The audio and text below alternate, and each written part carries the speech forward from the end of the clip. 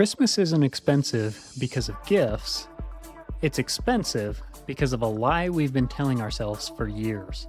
And once you see it, you can't unsee it. Every December, families feel the pressure. They spend more, show up bigger, make it special, right? It's the whole keeping up with the Joneses thing. But almost nobody asks the real question: what is this actually going to cost us long term?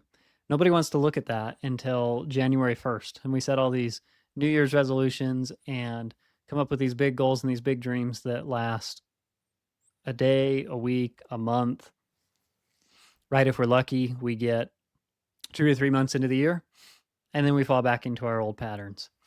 But if you stay with me today, I'm going to show you the one belief that makes Christmas financially heavy, and how families who think differently experience it lighter every year. Hello, and welcome to another episode of Before the Returns. I'm your host, Jaden Zubal, and today we will spend a little bit of time talking about Christmas. Okay, so what do people think makes Christmas expensive? It's the gifts, it's the traveling, the decorations, the food, the credit card bills, right? It's all of these things that we do. I know I was just talking with my wife this morning about the 50 different people that we have to get gifts for and making sure we get the right things for the right people and just having everything figured out. And very quickly, Christmas can get expensive, right? It can add up. But all of these things that we buy, these are not the causes, they're just the symptoms of the problem. Those are the visible costs, the things that we see, but they're not the real long-term firm costs that we're going to experience. So if gifts were really the problem, then wealthy families would feel this pressure the most. They would feel it all the time. It would ache that they spent however much money on Christmas and the gifts and all the things we do to make the season enjoyable, but they don't. And so it begs the question, what's really happening here? Now, here's the lie. The lie is we've been taught that Christmas has to be consumed to be meaningful.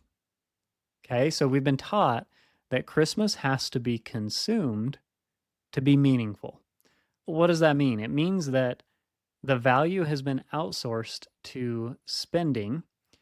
Presents has been replaced with purchases. And when I say presents, I don't mean physical presents under the tree. I mean our presence, our time, our being in the lives of the people around us.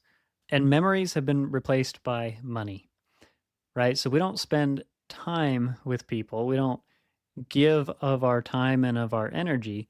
We give of our money. We give a gift of some physical thing, right? A physical present that we put under the tree. Why does this happen? What happens because we live in the information age. We live in a time where everything is marketed. There's marketing about every little thing. You can't do anything without being shown some new product or service to buy. In fact, that's probably how you found this podcast, right? Is scrolling through YouTube or Instagram or TikTok and you came across this. It's because of marketing. It's because that is the thing that we live with today. The power out there is pushing to get us to buy more stuff. Okay. And there's hundreds of millions of dollars spent every single month to get people's products and services in front of your eyes. Now, that means that Christmas has become a big commercial marketed thing. It's a time when companies can sell more product, they can make more money, they can close out the year well, while at the same time emptying your wallet and your pocketbook at the end of the year. So Christmas is not expensive because of generosity. It's expensive because generosity got confused with consumption. We can be generous without simply consuming and living in that consumer mindset. So how does this show up in real life? Think about it this way. If we go back to, I mentioned just briefly at the beginning, this keeping up with the Joneses idea, right? It's this idea that Families all look well put together on the outside. It looks like everything's going great. But what we don't see is the $5,000 they spent or the $10,000 they spent on the holidays and the stress and the panic and all of the anxiety that's building up because of that. I know plenty of families who go through this every single year. They spend a significant amount of money on the holidays. Come January 1st, it's okay. Now we've got to spend the next 11 months trying to figure out how to fix what we just caused so that we can start over and we can do it again. It's the same stress, the same cycle every year. Contrast that though with the families who plan ahead. So they plan before December and then they're not catching up. They're just running their simple, stable model. Gifts no longer feel heavy. January feels calm and not reactive, right? We really want January to be a time where we can reflect on the past year and come up with goals and things that we're going to do better in the next year. But it's really hard to do that when you're under substantial stress because of major issues that were maybe caused just a few weeks earlier. So the difference in these situations, though, isn't income. It's not even whether they're being frugal or not. It was just structure and intention. It was, did we intentionally plan for this? Did we put together the amount that we're going to spend on Christmas and the way that we're going to handle Christmas ahead of time? Or did we just get to December and wing the whole thing? Because it's, again, it's not even how much money we spend. It's should we be spending that money? Because did we plan for it or did we not? And does it really fit within our means? Because to be generous, you don't have to buy a bunch of stuff, right? We don't have to give stuff. We can give of our time. We can give of other resources. In fact, I feel like that's probably the better gift anyways. I've really leaned into this idea, especially with my children, of giving experience gifts rather than physical presence all the time, right? So we limit the physical presence that we give them, the things under the tree, and we try to focus on experience gifts, things that we can go do with them, which of course in many cases still costs money, right? So it's not that we're not spending the money, but we're putting it into a place that allows the kids to grow and develop and create memories with us. And I would say, I would argue we could do that with most of the people that we're close with in our lives, right? Experience gifts have really become a big thing for us. This is where Christmas quietly exposes your financial system, though.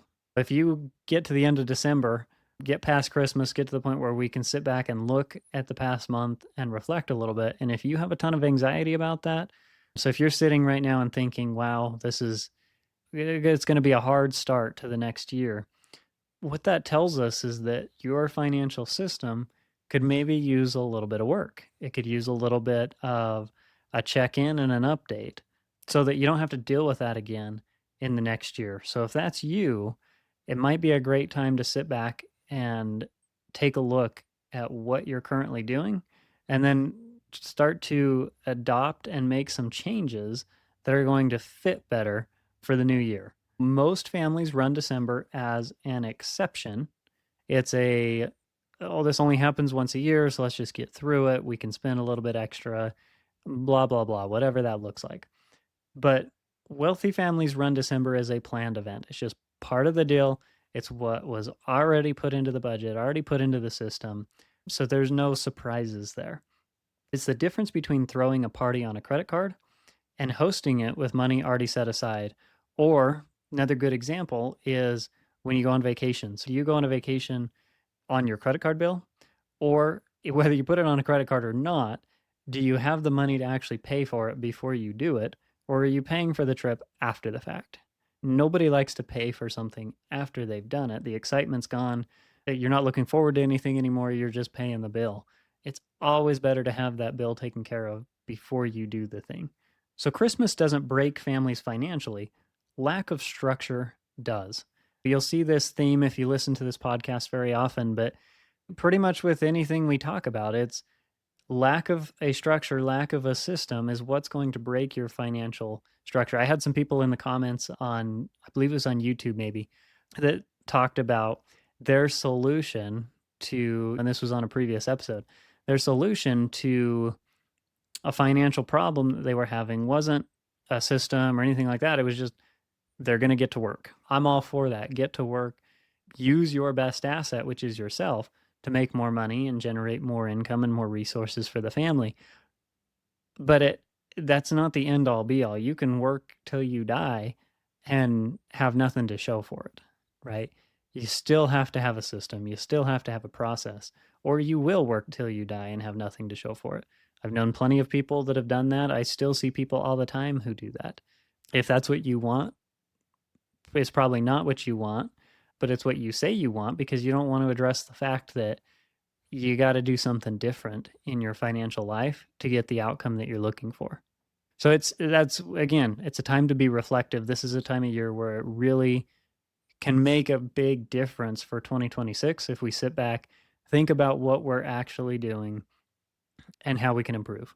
Right? There's always room for improvement. I tell everybody this all the time, tell my family this all the time. I don't rate anything a 10 out of 10 because if we can get a 9 out of 10, that's pretty good. And then there's still that one for improvement, right? There's always room to improve and do something better. So some families store money, others design money to move when life shows up. The goal isn't to spend less, it's feeling peace while you give. The best experiences I've had in my life are when I'm able to give of my time and my energy and my resources and sometimes give money.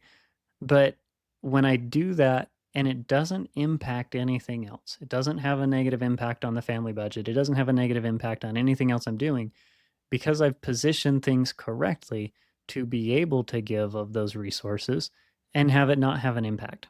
Being generous is the best thing we can do.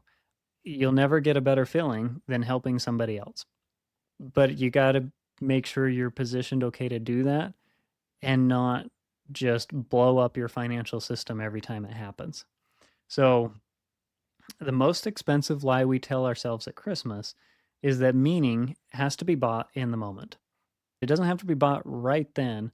It has to be bought over a long period of time. We've got to again plan for it and have a better system in place.